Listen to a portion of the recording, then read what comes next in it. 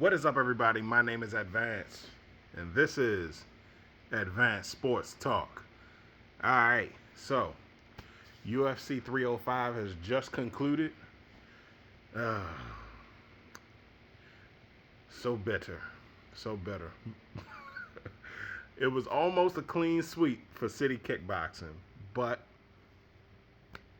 here we are. Nonetheless, all right, we're gonna discuss the main event in a second. But first, let's see. Carlos Pratis beat Li Liang. Let's see. Jairzinho Rosenstruck defeated Tai Tuivasa. This is now his fifth loss in a row. I don't know what's going on. What's going to happen with Tai going forward? Usually after three losses in a row, that's when they start looking at you to start changing promotions. But in any case, I had two picks right.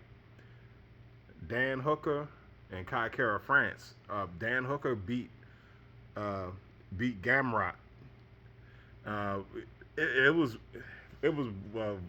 that was actually a good fight because the in the first round, like you saw the two of them was going back and forth, and then Gamrot was trying to take down Dan Hooker, but Dan Hooker's takedown defense was on point. Like like he like he got him in a guillotine, but like it's like he did what Tyron Woodley tried to do all those years ago, but it actually worked. Like, so, like and you could see the confusion on Gamrot's face. Like he was like, "Hold up, how did I get guillotined?" You know. So yeah. So in any case, that fight went the distance. Dan Hooker ended up getting the victory by split decision. Man, like yeah, because he was piecing him up, like man, and then the takedown defense. Now, of course, you're gonna say like, well, he took him down. All right, hey, you gotta maintain control. You know what we talk about here on this channel: time of control and maintaining control. And man, Kai Kara France.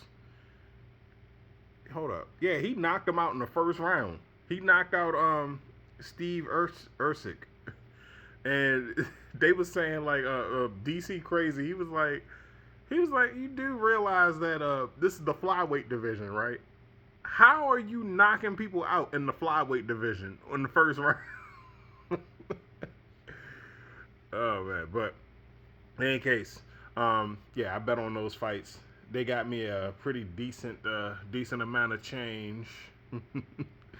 But yeah, but then the big fight, man, main event: Dricus du Plessis versus Israel Adesanya. Man, and yeah, Adesanya. I thought I would never say this. I thought these words would never come out of my mouth. Adesanya tapped.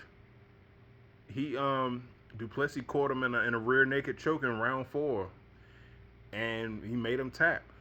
So all right, let's go round by round. First round went to Izzy because they were striking, and it looked like Izzy was starting to get his range like he usually does when he does his range finding. You know, when he starts to nail home a little bit more, a little easier. This continued on into round 2. And of course, that's when du Plessis decided to go to the grappling. So when he went to grapple, Adesanya, man, the slippery bastard, man. His Adesanya's takedown defense is good. So that lets you know that they definitely drill that over over at City Kickboxing. But yeah, Adesanya's takedown defense was good because he actually almost got rear naked choked in the second round, but he slipped out and he managed to get himself back to his feet. All right, so du Plessis clearly won that round. Adesanya came back strong in the third round because at this point, you know, if you wrestle or if you fought somebody, you know when you see the person in front of you doing this, that's usually a clear indicator that The end is near. And yeah, Adesanya was scoring a lot of body hits, a lot of body shots, and those body shots, they also wear down on your cardio too. And of course, with Duplessis trying to do takedowns and trying to keep him down, and Izzy is hard to keep down. Even though like the majority of his arsenal is striking, but still, like what ended up doing it for Izzy was that he got caught, and it was like you could tell like this was like Duplessis' last ditch effort, because if this didn't work, then yeah, the rest of the fight would have been clear. So he would either got knocked out, or he would have been too tired in round 5, and Izzy would have just coasted. But he got caught with a stray hook, and it wobbled him, and then he caught 3 hooks back to back to back while he was trying to escape, and that allowed Duplessis to get the bear hug for the takedown, and then he wrapped him up in the rear naked choke, and there was nowhere left for Izzy to go. So Izzy had no choice but to tap, either tap or go to sleep. So you know, and once again, Izzy seemed to be in good spirits about the fight.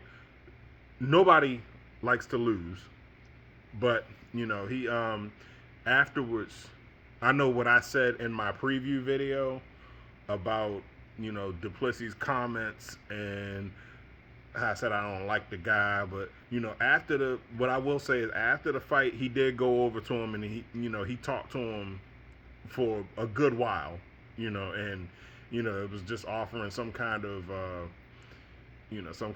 like apology or whatnot. He did elaborate on that in his interview, where he said like he was basically just telling him that he didn't intend to disrespect him or anything like that. And of course, it's like when you're dealing with matters of skin color or pigment, and when you say certain things, it just comes off as insensitive.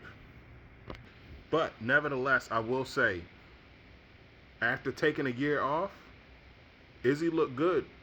He looked really good. I mean, he looked a little sluggish in round 3. A little sluggish in round 4 too, because when they were sitting there trading those shots, they was just.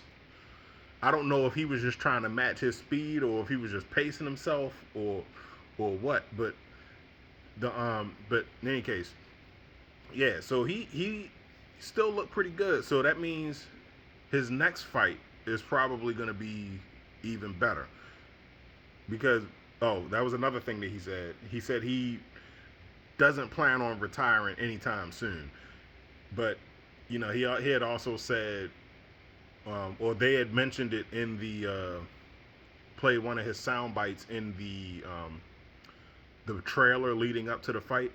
He had 5 fights in 18 months. So yeah, that was starting to take its toll on the body. So I imagine he's probably going to space him out a lot more now. So we probably won't see him for like another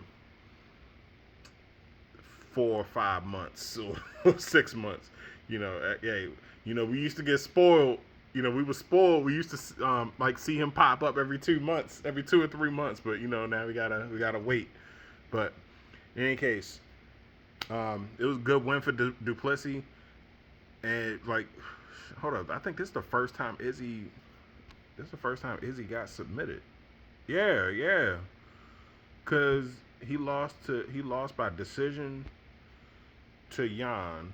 He got knocked out by Pereira. Lost the decision by Strickland. And this is the first time that he's ever been tapped. That he's ever tapped. But in any case, he'll be back.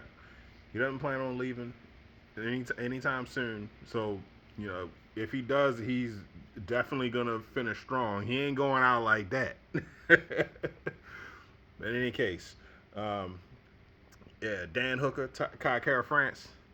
Thank you for winning me. Thank you for winning me some change. Oh man. Good win for Dricus Duplessis. Uh, good win for Jizenro. That yeah, he's probably gonna look to face John Jones. Hold up. No, no, no, no. I gotta look at the heavyweight rankings. I'm That's gonna be for another video. But in any case, good win to anybody that won today.